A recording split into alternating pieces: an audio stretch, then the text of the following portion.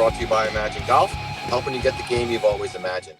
You can go to imaginegolf.com and check out all of our tools, including our free practice plans, ebooks, lesson plans, and endorsed training aids. And you can sign up for free golf tips that go out once a week, every week, by simply dropping us your email address. Hey, let's talk about the LIV Golf tournament, the big elephant in the room this year in golf. LIV Golf. I'm not here to sell you on LIV Golf. I don't want to get into the controversy or controversies that have surrounded LIV this year. But I do want to talk about the final event this season, which is this weekend. And I happen to be down here in South Florida, and I'll be at the event. And that's not why I'm talking about it, but why I'm talking about it is that it's a big deal. Not many people thought the LIV tournament would be able to garner the players that it has, and certainly didn't think it would be a competing authority, if you would, or a competing tour, I should say, against the PGA, and that's just not the case. At least this year, they've done a really good job, and I think everybody would admit or say that they've done better than most thought they would do. So the format, actually, this week's format is different than the traditional LIV Golf tournament. Some pieces of it are the same, but by and large, this is the final team event. This is not a single event or individual event. This is a team event, and as most of you know, if you don't know, LIV Golf, one of the key differentiating factors on the LIV Golf Tour has been just that it is a team-oriented sport, or excuse me, not sport, but tour. And they're trying to capitalize on the fact that most people, not just Americans, but most people like and enjoy team events. And that concept, and when you look at just in golf in general, when you look at the Ryder Cup, and the ratings for the Ryder Cup are through the roof. When you look at the President's Cup, although it hasn't been that competitive over the last few years, it still is a very popular event. So the idea at LIV Golf was just that, is to become more team oriented. So this is going to be an amazing event. There's $50 million up for grabs this weekend. Let me say that again. $50 million. That's 5 times what the most expensive or the top prize on the PGA Tour, minus the FedEx Cup. But it's just amazing. And by the way, the PGA Tour only recently started having those large purses. So, and you can make the argument that without LIV, those purses would not have excelled at the rate that they are going now. But that's a whole nother argument, if you would, or podcast, I should say. So the winning team is going to split $16 million. The second team, let's back up. There are 12 teams of 4 individuals. So 48 golfers will compete. Like I said, the winners will get $16 million, or $4 million each. The second place team will get $10 million, or $2.5 million each.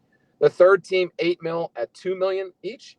And the fourth team will get $4 million, or $1 million each.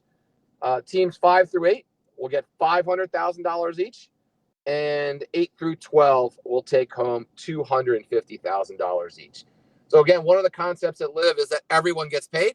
And here we are, out of the 48 golfers, the top 4 will get $4 million each, and the bottom 4 will get $250K each. So again, a really interesting concept, and I think I can speak for the players when I say they all enjoy getting paid, even if they don't come in the top 10. So definitely a different concept, and one that's gone over really well with the players. On the individual side, just before we get talking about the actual tour, on the individual side this year, Dustin Johnson was the winner on the individual team, or excuse me, on the individual player side. He took home an $18 million bonus. Brandon Grace came in second, and he took home $8 million bonus. And Peter Joheim came in third and took home $4 million. And those are just bonuses on top of what they won. So if you look at Dustin Johnson, for example, I think he won like $39 million this year. 7 tournaments, $39 million with 1 more tournament to go. That's a pretty good year. If you contrast that with Rory as an example, I don't know Rory's earnings for this year. I should have looked that up before the podcast, but I know last week he won $1.8 million. So on the PGA Tour. So it's quite a different atmosphere and quite a different just overall concept when it comes to winnings on the tour. So again, going to be really interesting. The format for this year, let me go through the teams real quick, and then we'll go through the format. 12 teams.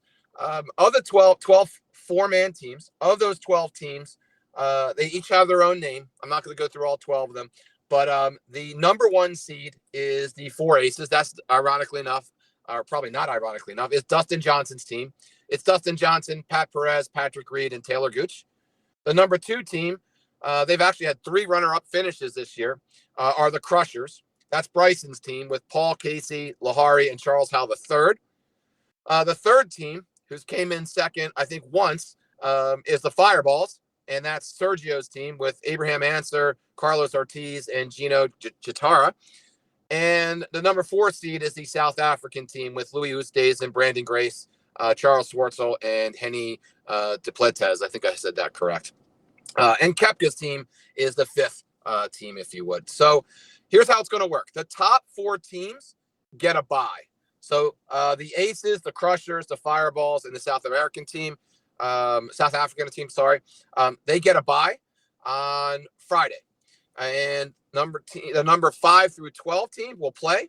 They're going to play 3 matches, 2 single matches, and 1 alternate shot match with all 4 play. So pretty different format, right? 2 singles matches, all stroke play, and then 1 alternate shot format where everyone from the team is in the foursome. So I'm kind of looking forward to that format. They all start at the same time. So it's a staggered start, and it's going to be good. I mean, regardless, again, of what you think of the LIV Tour, it's a really interesting concept, and it's an interesting format. So of those teams that play on Friday, the 4 winners will play on Saturday and Sunday. So the 4 winners will play the top 4 teams that got the bye. They're going to play the same format on Saturday. All right. And then there'll be 4 teams left that will play on Sunday. So it goes from 12 to 8 to 4. All scores count, and the lowest score wins, if you would. So again, it's going to be interesting. We're going to be there checking it out. I'll be able to give you some updates on social media. It's on YouTube, and it's at Trump Doral. If you're not familiar with Trump Doral, it's a phenomenal course.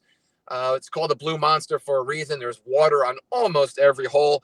I've played it. It's the only golf course in my lifetime where I lost over 6 balls on just one 18-hole golf course. It's been a favorite of the PGA Tour for 55 years. I think that's probably even a record. And just overall, just with everything we just gone over and the course itself, I'm really looking forward to it. So that's it for today. Thanks for listening to the podcast. Hit the follow button below. Follow us on any one of the directories. So we're on Apple Podcasts, we're on Spotify, iHeartRadio, and wherever you get your podcast. Hit us up on social media as well. We're on all the social media channels at Imagine Golf. And if you want to take a lesson with me, you can email me at daniel@imaginegolf.com.